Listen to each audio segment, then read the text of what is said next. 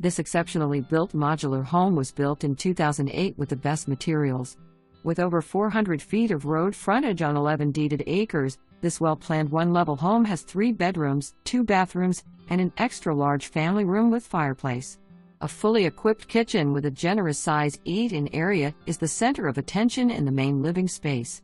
A large walk-in laundry room with a sink is right off the kitchen and dining area, with an oversized 2-car detached garage right outside the back door of the laundry room. The property is partially fenced and the available gas line runs in front of the property. The 30 by 50 barn on the property was built in 1975.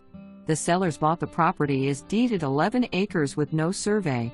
The pond on this property has never gone dry and is surrounded by a beautiful park-like setting with open fields and mature timber. The sellers have 10 chickens and a small chicken house that will remain. This home was custom built with upgraded materials and added insulation throughout. The average utility bill is $100 per month. Located in Northwest Putnam County and offers a very serene and beautiful country atmosphere. The roof is 2 years old.